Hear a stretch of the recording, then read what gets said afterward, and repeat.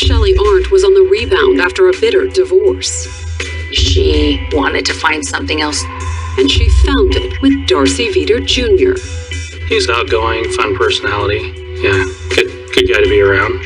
Their romance smoldered for 14 years. They were never married, but he was still just like a brother-in-law to us. They would come over to our house for like family gatherings. But then one family gathering turned into a tragedy. The house is full of smoke, and I could hear my fire alarm.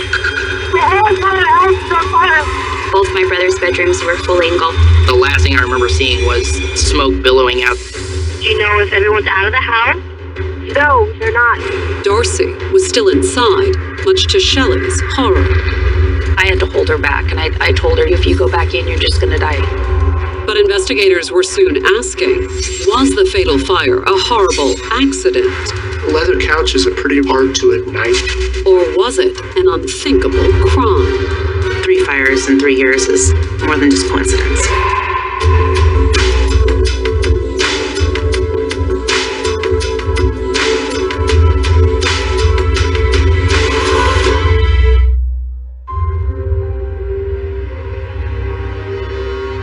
Bremerton, Washington, February 23, 2014. It was a cold and blustery morning in this Navy town across Puget Sound from Seattle. It was about 35 degrees. It was raining off and on. There was snow. And around 4:45 a.m., in the pre-dawn darkness, multiple calls flooded into the Kitsap County 911 center. Kitsap 911, what are you reporting? I've got a fire. This is flaring up. Son of a bitch. Windows are blowing out. Within moments, multiple units were en route to the blaze. But would they make it in time? Do you know if everyone's out of the house? No, they're not. Hurry, hurry, hurry. When firefighters arrived minutes later, the house was totally engulfed in flames. It was a very big fire. They had fire coming out the front of the building. They had fire coming out the basement area of the building. 16-year-old Spencer O'Neill was lucky to escape. I barely remember anything because my vision was fuzzy and I was starting to lose. I lost a little bit of consciousness here and there. The last thing I remember seeing was smoke billowing out of the house. But as the house's dazed and coughing occupants gathered on the lawn, they realized that someone was still missing. My aunt was screaming, and she kept saying, asking where Junior was. And when Autumn's aunt, 45-year-old Shelley Arndt, realized that her boyfriend, 37-year-old Darcy Veter Jr., was still inside the burning house, she rushed back toward the flames. She was going in for Darcy, and I had to hold her back, and I told her, if you go back in, you're just gonna die. Flames were shooting out of every window, upstairs, downstairs. Everything was popping. You could just hear crackling, and it was crazy. There was nothing that Shelley could do. Darcy Jr., the man she dated for the past 14 years, was gone. But was his death a tragic accident? Or, as the investigators would soon be wondering, was the fire the result of something far more sinister? One of the ideas that we looked at was whether or not the fire was intentionally ignited.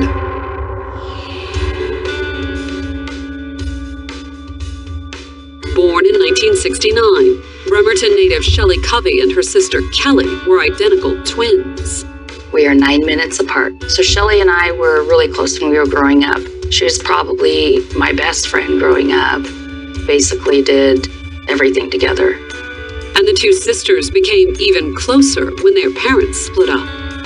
They divorced when we were 12, and it was very difficult. I mean, I know my mom did the best that she could, but, you know, we took care of ourselves. In fact, the sisters were so close that it was tough to tell them apart. We would always play pranks on the teachers. One time we switched classes. I believe it was our math class, and we both got caught because we had a test that day, and she failed my test, and I aced her test, and that's how the teachers found out. But as the twins entered high schools, their paths diverged. She kind of changed her appearance. We both kind of did. Kind of went opposite because we were tired of looking alike. In addition to looks, their personalities diverged too. Shelley was a natural athlete, and she excelled in almost every sport that she did. Basketball, soccer, fast pitch, volleyball. She was really good in sports, and I was the cheerleader and smart in school. And while Sister Kelly continued to study, Shelley spent more time hanging out with her friends. She could party with the best of them. But the party ended during her junior year when Shelley got pregnant. We don't know who the dad is. After giving birth, Shelley put the baby up for adoption, but the experience appeared to send the star athlete into a tailspin. She never really said anything about really going to college or doing anything. Instead, in December of 1987, soon after the adoption, she married a sailor she met at a dance club. She was 18, barely out of high school. Over the next few years in Bremerton, Shelley seemed to settle down. She and her husband had 2 children, both boys. They rented a little duplex that my grandmother owned. So they had one side and I had the other side. And they were good together. In 1991, the Navy transferred Shelley's husband to Hawaii. She and the kids followed, and Shelley soon gave birth to the couple's 3rd child. But with her husband often away at sea, her marriage fell apart. Him being gone so much and her being with the kids, she was a stay-at-home mom. I think she got bored, and I think she wanted to find something else to do. She had had an affair. And when Shelley's husband found out, their 10-year marriage wasn't just over. The fact that she'd been having an affair cost Shelley her children, the oldest of whom was only 9. Her husband ended up with custody. After the divorce, Shelley married the man she'd been having an affair with, but the new marriage lasted less than a year. And by 2000, Shelley was back in Bremerton alone. She'd stayed with my mom for a while. And it was while living with her mom and trying to put her life back together that the 31-year-old met someone new, Darcy Veter Jr. 7 years younger than Shelley, like a lot of blue-collar Bremerton, Darcy depended on the Navy for his livelihood, even if he wasn't in the military. He worked for a maintenance company at the Puget Sound Naval Shipyard. And much like Shelley, the 24-year-old was living at home. Darcy was living with his dad. They've always been together. So Darcy Sr. raised Darcy, and they've been living together forever, as far as I know. Shelley met Darcy one night when she went bowling with her sister Kelly and Kelly's husband Sean. We were on the bowling league together. It was a weekly bowling league. Darcy bowled on another team, but that's how we all met each other, was through bowling. And that night at the bowling alley, it wasn't long before Shelley noticed the young man in the next lane. He's outgoing, fun personality. Yeah, good guy to be around. Very good bowler. But while Shelley soon struck up a conversation with Darcy, she wasn't quite ready for a romance. Shelley had just gotten out of a long relationship with a man, and so I think in the initial beginning it was kind of just a mutual kind of like friendship, I'll be there for you. Although over the weeks and months that followed, the ace bowler and the former all-star athlete realized they had a lot in common. He liked his sports, that's for sure. Darcy was a huge Chicago Cubs and the Philadelphia Eagles. Those were his 2 teams. That's him, and I would argue over the Hawks and his Eagles every single weekend. And after several months of hanging out at the bowling alley or the neighborhood sports bar, Shelley and Darcy started dating, and things quickly turned serious. She moved in with Darcy and Pops, or Darcy Sr. Soon, they told people they were engaged, though they never quite got around to saying, I do. They were never married, but he was still just like a brother-in-law to us. He was an uncle to my kids. He was a great guy. Always came out, hang out, had a smile on his face all the time. And for the next 14 years, they continued living with Darcy's dad, while Darcy worked at the shipyard. He was actually a really hardworking guy. He wanted to get higher up in the shipyard. Shelley pitched in too, working a series of minimum wage jobs. Shelley worked at several different locations, at gas stations, that type of thing. I think she at one point even worked at a school. She was a teacher's aide or some kind of office aide. She also looked after Darcy's aging father.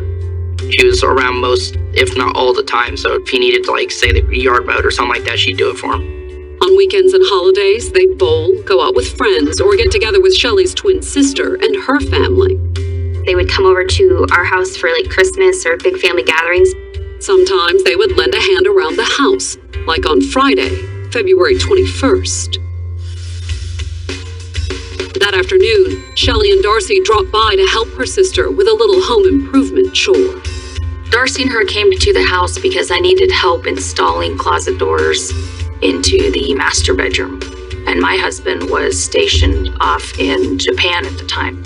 It was late by the time they got done, so Shelley and Darcy ended up staying the night. The next morning, they all got up and they went to a local restaurant and had kind of a brunch, kind of gathering, hung out for a while, went back to Kelly O'Neill's house and hung out for the rest of the day, sort of a family, enjoying each other's company. And at that point, Darcy had asked if they could stay another night. But Darcy had no idea that one more night would be his last. When I opened my doors, you could see the fire and the flame. Coming up, fire investigators have a mystery to unravel. The individual who died, why didn't they get out? But does Shelley know the answer? Is that a normal amount for him to drink?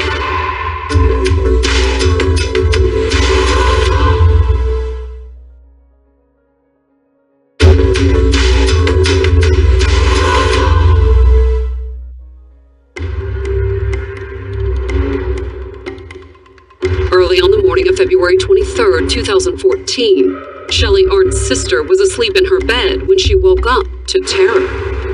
I'm sound asleep, and the next thing I know is that my bedroom door gets flung open, and Shelley tells me that the house is full of smoke.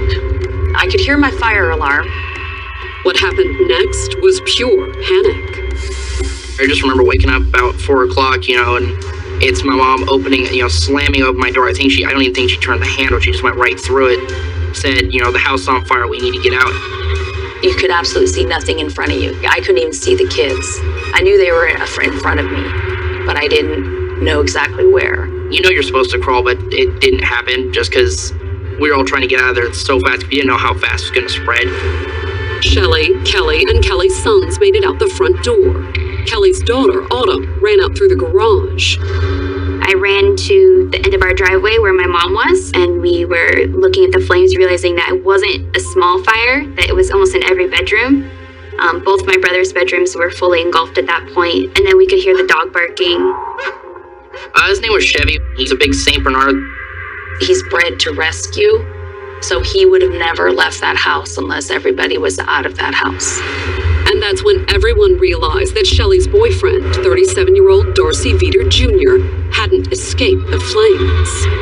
When we realized that Junior was still in the house, Shelley tried to go back in. But her sister Kelly stopped her. The whole upstairs, you could see flames shooting up. I was heartbroken, knowing that there's nothing you could do. Is a feeling of dread. Darcy and Chevy were gone. And when the firefighters finally managed to get the blaze under control, they confirmed it. We found Mr. Veter's body next to the family dog on the north end of the living room. The firefighters came to me and told me, I want you to know that your dog is a hero. And I'm like, what are you talking about? Because when they found Darcy, Chevy's mouth was around his wrist. He had drugged Darcy off our couch and had drugged him around the side of the couch by the fireplace. And that's where they died, and they died together. Not that the news was much consolation for Shelley, still waiting anxiously outside. Shelley was pacing, and she kept saying, Darcy's in there. Where's Darcy? Where's Darcy? Where's Darcy? As if she didn't know. I don't know if she was in shock or bewilderment or what.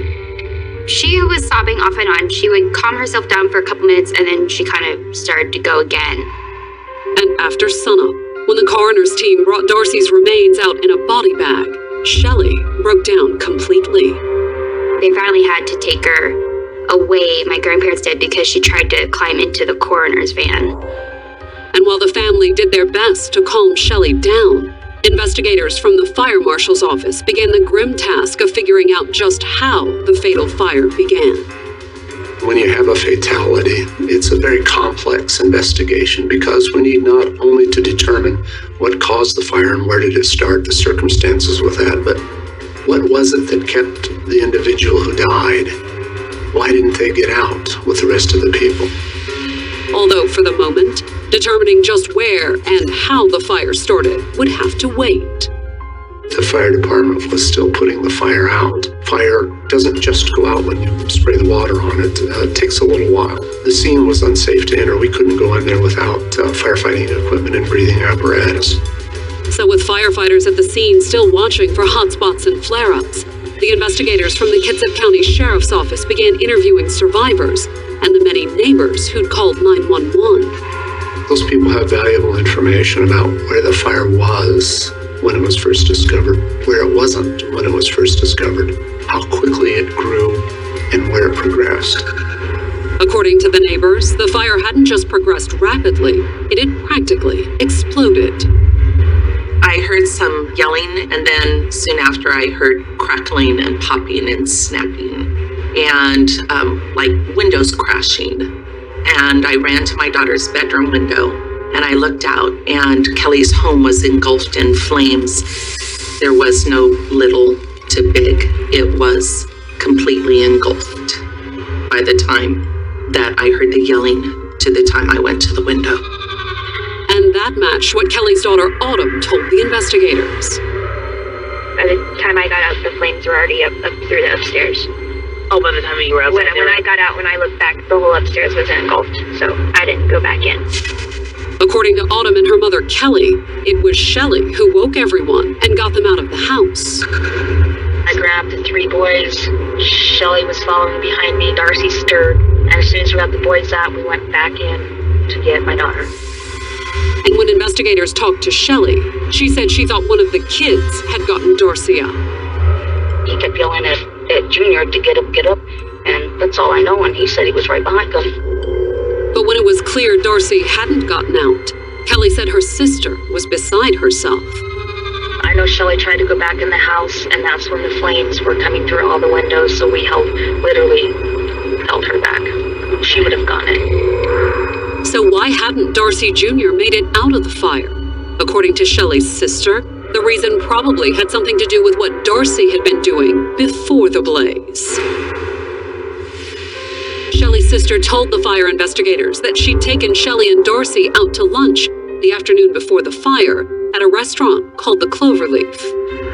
That's kind of my payment for them doing the doors and the coming over, and we all piled into the Tahoe and we drove to the Cloverleaf and we had lunch.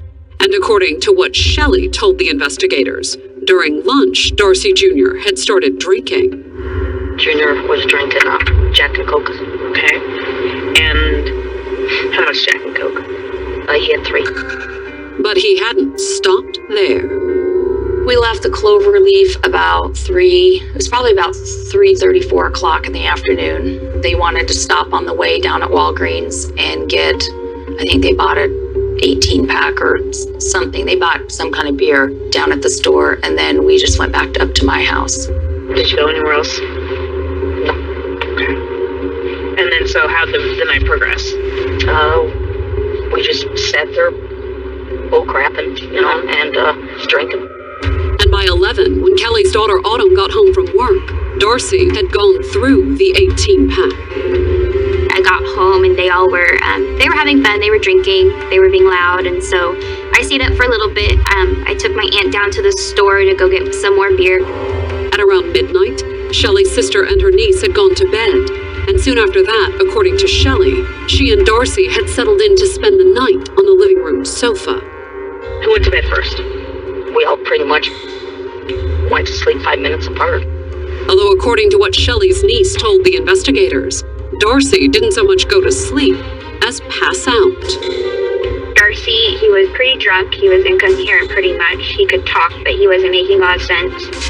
And that was understandable if Shelley's account of his alcohol consumption was accurate. How much beer do you think he drank? Probably a case and a half, maybe 2 cases. Okay. Is that a normal amount for him to drink? Yeah, or more. Really? Okay.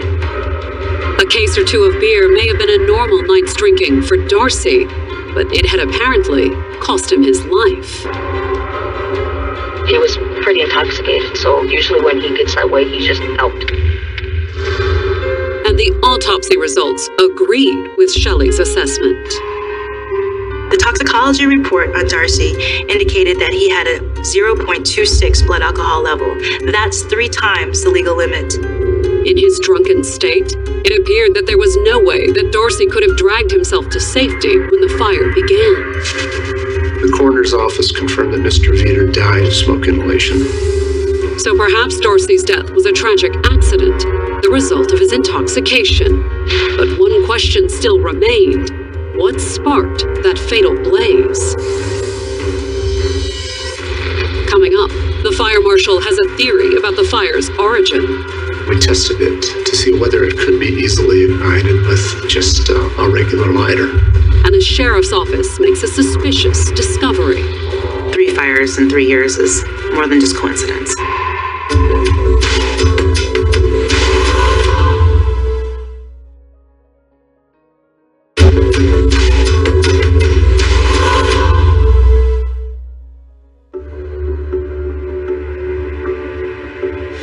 By the afternoon of February 23rd, 2014, it had barely been 12 hours since the devastating fire that ripped through the Bremerton, Washington home of Shelley Arndt's sister, Kelly. It happened in the early morning hours. There were a number of people in the house asleep when it happened, including 3 children. But only one person had died, Shelley's boyfriend, 37-year-old Darcy Veter Jr. She was inconsolable. You couldn't even touch her. She was crazy, a sobbing mess. And while Shelley grieved, investigators with the Kitsap County Fire Marshal's office tried to determine the cause of the fatal blaze. Before we can decide what started the fire, we have to determine where the fire started. And then once we've determined where the fire started, we're going to look for possible ignition sources. And based on his initial walkthrough, the fire marshal suspected that the blaze began in the home's basement. We saw heavier fire damage of the structural components of the building actually being burned downstairs. We observed patterns upstairs that were also consistent with the fire traveling from downstairs up to other portions of the house. Which was strange, according to Shelley's sister. There was no reason whatsoever for anybody to be downstairs because before Sean was being shipped to Japan, we had started remodeling down there. So there wasn't carpet. The bathroom was torn up. Even stranger, the burn patterns appeared to spread outward from an old leather couch stored in the corner of the room, which seemed suspicious to the fire investigators. Leather couches are pretty resilient. It's hard to ignite them without a substantial heat source, things like cigarettes. They're pretty resilient to ignition from cigarettes, sparks, things like that. Whatever lights a leather couch on fire has got to have a lot of power to it. So how could the couch have caught fire? We talked to some of the people again that were associated with the fire, including Kelly O'Neill, and found out the other types of things that were in the room. One of the things that we found out was that there were several bean bags that were in the room. And we know that the bean bags, they're filled full of styrofoam beads, and styrofoam burns pretty good. However, according to what Kelly told them, the bean bags hadn't been anywhere near the couch. They were about 10 or 12 feet away, and they were all stacked up together on the foosball table. At least that's where they were supposed to have been. We found the metal remains for the foosball table, but we didn't find any of the remains of the bean bags. But when they took a closer look at the remains of the couch, the fire investigators noticed something clinging to the coiled springs of the cushions. We found some melted blobs of stuff that we thought was probably the remnants of foam. So the hypothesis that we got was, that we came up with was, well, what if somebody put one of those beanbags over there and lit it on fire? And they even tested their theory. We got a description of the beanbags from Kelly O'Neill. She told us the type. We went to Walmart, got a similar kind, and tested it to see whether it could be easily ignited with just a regular lighter. We used a barbecue lighter to light that on fire, and it was completely consumed in a very few short minutes. And the fact that someone had apparently moved the beanbags to the couch in order to better fuel the blaze led fire investigators to an inescapable conclusion. At that point, the fire marshal indicates that it's intentional fire, an arson. And since Darcy Jr. died as a result of the arson, the fire marshal handed the investigation off to the Kitsap County Sheriff's Office. We step in and we treat it like it's a homicide. The investigators didn't have to look too far to find a suspect either. In fact, all they had to do was pull Shelley's police record. Shelley Art had been involved in 2 other fires. In November of 2011, there were 2 separate fires, about 24 hours apart, set at her residence. Both fires occurred at the home Shelley and Darcy shared with his father, and the first, on November 7th, 2011, hadn't initially been reported to law enforcement. It was a small fire that happened inside her house. It was early morning hours. The fire department came there, they put it out, and it was deemed to be accidental. But then a second fire had occurred the following day. The next day, the same fire investigators who went out the day before thought that was just more than just coincidence, and they also asked for the Bremerton Police Department to respond as well. During that investigation, eventually Shelley admitted to being angry with Darcy and setting that second fire. The confession had earned Shelley an arson conviction and a 9-month jail sentence. But if the fact that she'd done time for arson wasn't suspicious enough, when the fire investigators read the report on Shelley's confession, the details sounded awfully familiar.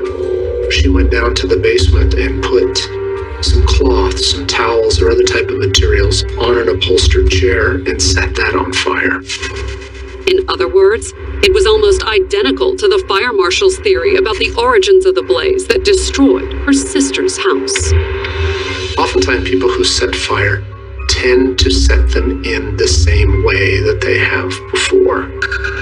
Could Shelley have set her sister's house on fire using the same technique she'd tried 3 years earlier? And was she really capable of harming Darcy? As the investigators discovered, the arson charge wasn't the only conviction on Shelley's record. There was a prior conviction for 4th-degree assault, domestic violence. The charge stemmed from an even earlier incident. The assault occurred in 2008, and unlike the arson attempts, this time Shelley had tried a more direct approach. She grabbed a big kitchen knife and lunged at him with the knife, and the tip of the knife went through the clothing and hit his chest, but it didn't actually penetrate his skin. It hadn't penetrated, in part, because Shelley had been drunk when she picked up the knife. They were involved in a lot of alcohol abuse. They were both alcoholics. And their drinking had led to a lot of turmoil throughout their 14 years together. I think Darcy and Shelley's difficulties started the day, honestly, that they met. You put 2 alcoholics together, it would sometimes get pretty ugly. Bremerton Police Department had quite a bit of contact with them. Typically, Shelley Arndt was the one who was making the calls, claiming domestic violence, but oftentimes she was the aggressor. When she would get going with drinking, she would get mean. That's how she was when she drank. But on the night of the fire, had Shelley been drunk enough and angry enough to set the blaze that killed her boyfriend and left her sister's family homeless? Questioned by the sheriff's investigators, Shelley's sister said that as far as she knew, Shelley and Darcy had been having a fairly good night. They were not fighting, they were not arguing, everybody was getting along, but then I went to bed by midnight. I don't know what happened after that. But according to Shelley's nephew, things had taken a combative turn shortly after his mother went to bed. I actually woke up around midnight, 12:30. I had to use the restroom, so I walked out and I vaguely heard arguing out from the other room, and it sounded like Darcy and Shelley. From what I had heard, his paycheck's been short and she was wondering where it went, and he didn't have a definitive answer. He was saying that his hours were shorter, which they honestly probably were. And she proceeded to get really angry at him. At the time, Spencer had shrugged off the incident and headed back to his room. I didn't think it was going to lead up to anything. I thought they were just going to work it over like they always did. A drunken argument, a tumultuous relationship, and a history of arson. To the investigators, it all pointed to Shelley. 3 fires in 3 years is more than just coincidence. Lightning doesn't strike twice. You know, it struck 3 times. Convinced that the fatal fire had striking similarities to her earlier arsons, the investigators decided it was time to talk to her again. My partner and I responded to Shelley's residence to get a little bit more information, and we spoke to her on the front porch. She was just a little standoffish with us. She kept her arms crossed in front of her chest most of the time we were talking to her, but she denied being involved in the fire at all. Although she did see how the investigators could suspect she was involved. She told us about her tumultuous relationship with him, that at times he could be mean, and there was some domestic violence between the two of them. But she said that she loved him. And when the investigators asked Shelley to take a voice stress test, she readily agreed. A voice stress test is another tool, an investigative tool like a polygraph. They can actually analyze how your voice changes if you're lying. But would Shelley's confidence in taking the test be borne out by the results? They gave her a voice stress test, and she flunked it. And when the investigators told Shelley she'd failed the test, her denials about the fire suddenly changed. She, at that point, told me that she believed she blacked out several times that night, and that there's parts of the morning of the fire that she does not remember. We kind of went with that, and we let her explain that more and more and more. It got to a point where she said that she could have gotten up, that she could have started the fire. It was as close as the investigators would get to a confession, because on March 28th, when they finally placed Shelley under arrest for Darcy's murder, her responses had once again turned to denials. When they arrested her, she's kept telling them, I didn't do it, I didn't do it. Not that the police believed her. In fact, neither did her sister. I believe that the day that she came over, that she had it in her mind that day that she was going to set this fire. And that's my honest belief. Coming up, the prosecutors make the case for murder. They suggested that that was actually part of her plan to get him drunk, so drunk he couldn't save himself when she started the fire. But could they prove Shelley lit the fatal blaze? If you are going to say that this is an arson fire, you have to say, I have eliminated every other possible accidental cause.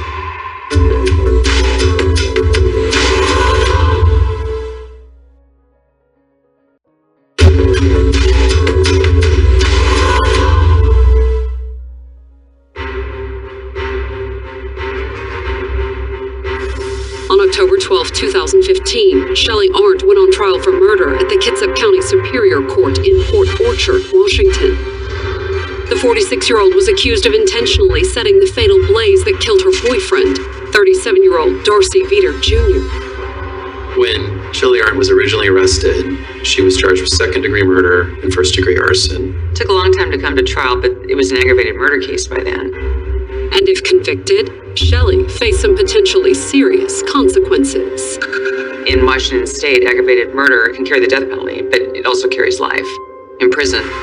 Shelley had told investigators that she didn't remember setting the fire, but the prosecution disagreed. In their opening, they suggested that lighting the fire was just the last step in what was actually a devious plot to ensure that Darcy Jr. died in the blaze. There was allegations that she was well aware of how much Darcy Veter had consumed, how much alcohol he had consumed, and how difficult it would have been to wake him up. The prosecution suggested to the jury that not only did Shelley premeditate this killing, she actually helped get Darcy very drunk. Throughout the course of the day, she got him drunker and drunker. Going so far as to make a late-night run to the store to get more beer for her already well-intoxicated boyfriend, according to the prosecution. They suggested that that was actually part of her plan to get him drunk, so drunk he couldn't save himself when she started the fire. The argument from the state was that she wanted out of the relationship by killing Darcy Veter Jr. But why kill him? And she didn't really have a big beef with him. It's not like he was having an affair, or he was beating her, or, he was doing terrible things. According to the prosecution, Shelley's motive for killing Darcy started with the fact that as a serious alcoholic, she couldn't support herself alone. She didn't really have any ambitions to work. She could never maintain a job. Instead, it was Darcy, who was at least a functional alcoholic, who provided most of the couple's income. He didn't miss work. He, did his job. And that might have argued against even leaving Darcy, unless there was a way to be rid of him and have enough money to live on. She had this inclination that, she had this life insurance policy coming if he died. And according to the testimony of Detective Lisa Gundrum with the Kitsap County Sheriff's Office, Shelley had tried to collect, too. We went back and we spoke with Darcy's employer, some of his coworkers, and some of the things they had told me that happened shortly after the fire. The fire was on a Sunday, and on Monday morning at 8 o'clock, Shelley went into Darcy's work to notify them of his death, turn in his badges, and then she was inquiring about his life insurance and his retirement policies. But was Shelley's sudden interest in Darcy's insurance and retirement really a motive for murder? Or was it simply the natural reaction of a woman struggling to deal with her boyfriend's sudden death? She was indicating that she also wanted to make funeral arrangements right away. So his work gave her some local funeral homes to contact. However, as far as insurance and Darcy's 401k went, there was nothing they could do to help her. She was not the beneficiary. The beneficiary was his father. But if that was true, wouldn't a lack of financial motive undercut the prosecution's case? That was certainly the defense's position. They argued that the fire was a tragic accident and that Shelley was wrongly accused of a crime she didn't commit. A big theme in the defense case was that the fire investigators, the government investigators, based on Shelley's priors, they had already concluded that it wasn't arson and that she had done it, and then they selectively looked for information that would support that approach. The investigators didn't really investigate anybody else to see if they set the fire. Although the defense didn't put Shelley on the stand to plead her innocence. She actually spent most of the trial just writing on a notepad. She sat in the courtroom through the whole trial, never showed an emotion. Instead, the defense spent much of its time questioning whether a crime had been committed at all. At the heart of the defense's argument at trial was that law enforcement had not fully investigated alternative theories on how the fire started. The defense put on more of a technical, expert witness-based case. He hired his own expert and just battled the whole prosecution arson case by saying, if you are going to say that this is an arson fire, then in the world of fire investigation protocol and procedures, you have to say, I have eliminated every other possible accidental cause of this fire. The defense argument was that investigators had not followed proper procedure in investigating the fire. There was also an argument on the defense part that all the experts that followed, they really relied heavily on what the fire marshal did, on the fire marshal's photos, on the fire marshal's cataloging of the evidence, and they argued it wasn't sufficiently thorough. Especially once they discovered that Shelley had a prior arson conviction. The defense argued that they only keyed in on Shelley Arndt. But would it be enough to sway the jury? In closings, the prosecution did its best to turn the focus away from any problems in their case and put it back on Shelley. The prosecution, acknowledged its burden to prove things beyond a reasonable doubt and said that they had met the burden. This was an arson, that this wasn't a case that the government created against her. This was a case that she created by what she did. Coming up, will the jurors believe that she'd been wrongly accused?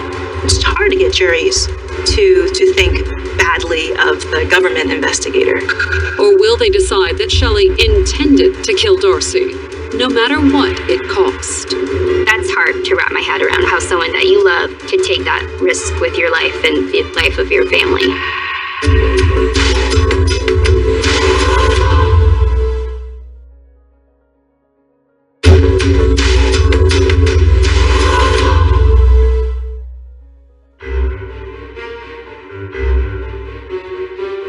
On November 23, 2015, the jury announced a verdict in the trial of Shelley Arndt. The The 46-year-old was charged with aggravated murder and arson, accused of intentionally setting the fire that endangered the lives of her sister's entire family and killed Shelley's boyfriend, Darcy Veter Jr. The prosecution told the jury she wanted this man out of her life. She tried before, and in her view, this was the way she could get him out. The defense, on the other hand, argued that Shelley's prior arson conviction had tainted the entire investigation. The defense was basically attacking everything about the prosecution, saying they didn't look at other suspects, they did a rush to judgment to her as the only suspect. So which side would the jury believe?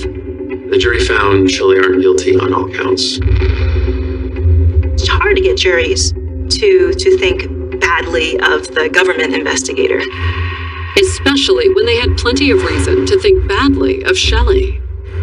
The jurors really paid attention to her history, where she had assaulted him with a knife. I mean, there had been a lot, so I think that they took the totality of everything, making their decision. Much like the trial, Shelley didn't appear all that fazed by the jury's decision. She was generally pretty stoic, didn't react to much of anything.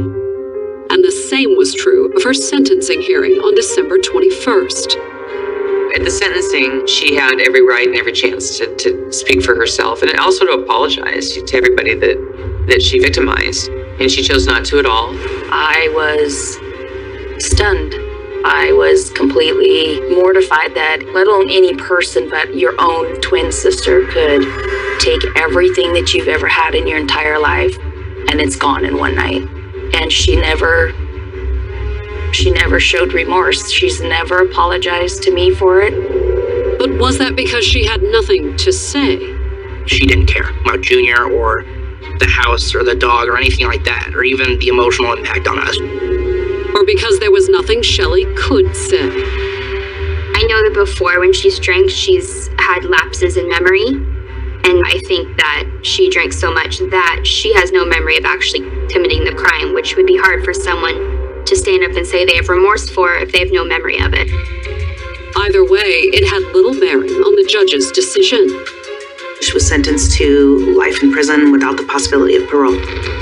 It's an outcome that Shelley's family still struggles with. It would have been easier if it had been a stranger, because that's hard to wrap my head around, is how someone that you love, who you've known since you were born, could take that risk with your life and the life of your family. But in the end, even Shelley's twin sister believes that prison is where she belongs. Do I feel sorry for her? Hell no, I don't feel sorry for her at all. If you start a fire, you take somebody's life, then then that is what happens to you. You're gonna go to jail.